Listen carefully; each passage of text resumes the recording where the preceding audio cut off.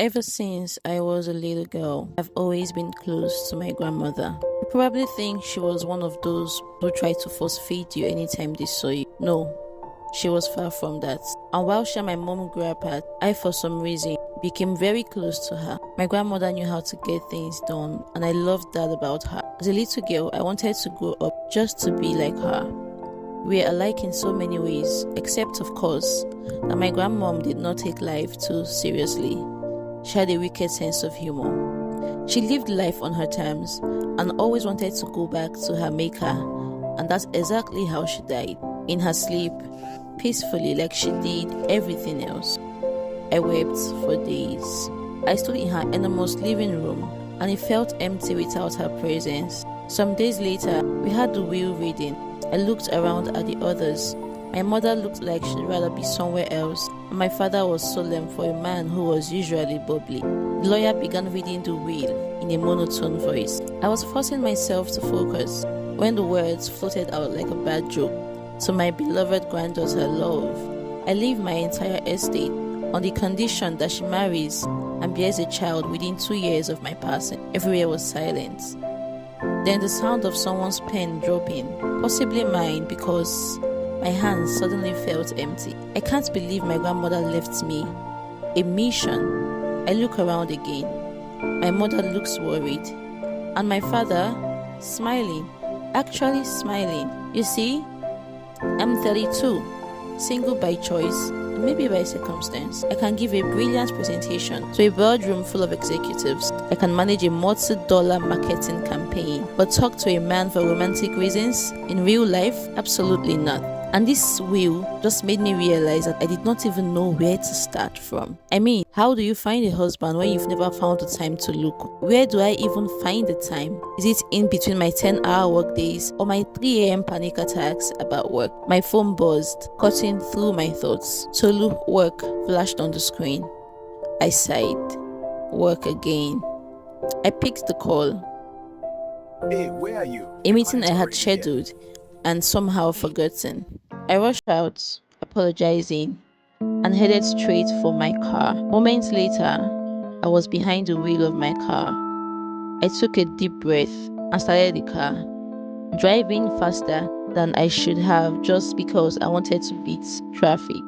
The car had been part of my promotion package, the one that made me the youngest senior executive in the company's history. I remember the applause that day and all the messages congratulating me on a job well done. I also remember the whispers that followed, the insinuations, the assumptions that I had slept my way to the top, but I had blocked it out then. I had worked relentlessly for that promotion. Late nights, endless presentations, so much coffee, and every bit of it. But today, none of that brought comfort. The wheel replayed in my head like a bad song.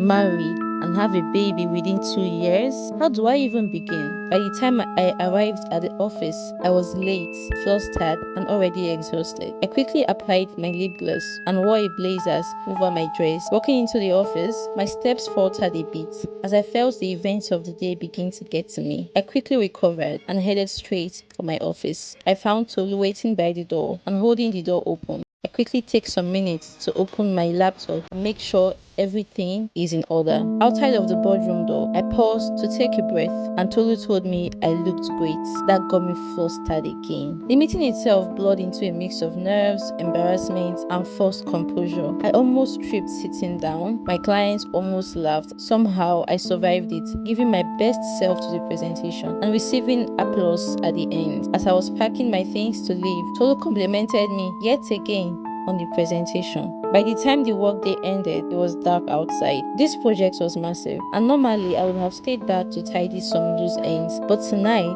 my brain felt like Lagos traffic on a rainy night, so I decided to just go home. As I got to my car, I immediately called my two best friends, Ibukun and Naomi, on a video call. These people usually kept me sane. I began to unload everything. Their reactions ranged from disbelief to laughter. A knock on my car window startled me. I turned, and standing there was Tolu, my colleague. I wound down the glass and he asked me to have dinner with him the next evening. My brain stalled, the moment stretched, and suddenly my carefully controlled life was taken tilting out of my control very fast. I said something vague about texting him. Then I drove away very, very fast, like something was chasing me. Joining the evening Lagos traffic that was beginning to build up, my phone lit up on the console with texts from Ibukun and Naomi demanding why I drove away too fast. They wanted to know if I was alright, why I did not give Tolu a reply. I ignored them and focused all my attention on the road. Because my heart was pounding, my thoughts were spiraling, my mind was racing.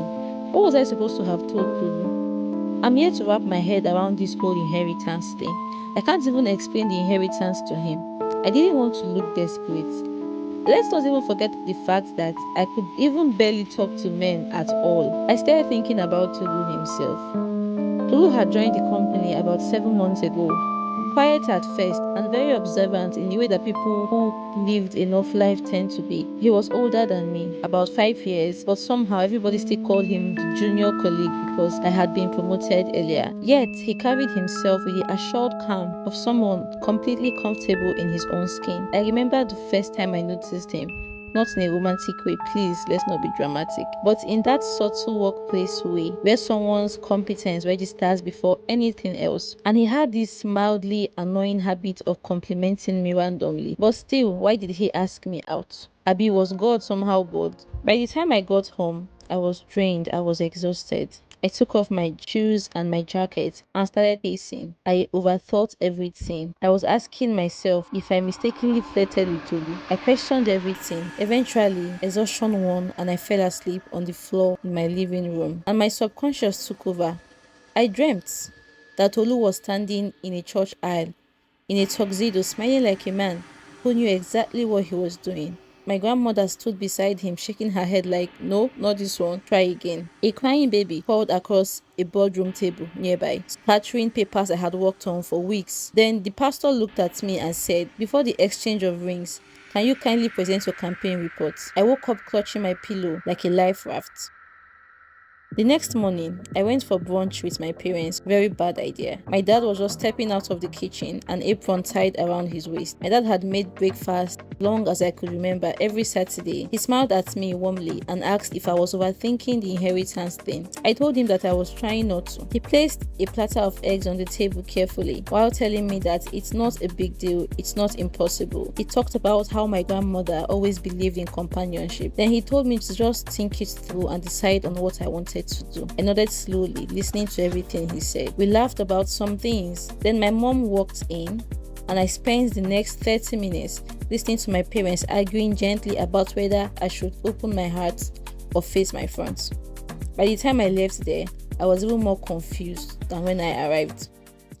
Later that day, I was meeting my friends again for an early dinner in a Lagos restaurant. Naomi was there when I arrived and I took my seat beside her, my calm, rational Naomi. She took one look at me and told me to breathe, assuring me that I don't have to do anything, that I don't owe anyone marriage, children or dinner if I was not ready. Then Ibukun swept into the restaurant, white yellow dress first, personality second, her pink flower earrings bouncing like they had an agenda of their own. She arrived just in time to hear Naomi's gentle wisdom and immediately rejected it with her full chest, saying that breathing is for people without inheritance. She brought up Tolu, my tall, dark and handsome colleague, in her word, and told me to go on the date because it could be research. I laughed, asking her, research? She said yes now, data collection, field work, observation, qualitative analysis of the male behavior, and if it leads to love or babies, we thank God. If not, I should return to my laptop. Naomi sighed, rubbing her head while telling me to ignore Ibukun. But Ibukun scoffed, saying I would end up married to a spreadsheet. We laughed. My temples began to throb as I considered the possibility of actually marrying a spreadsheet. It was starting to look like a good idea, and besides, I could talk to a spreadsheet, unlike men. That night,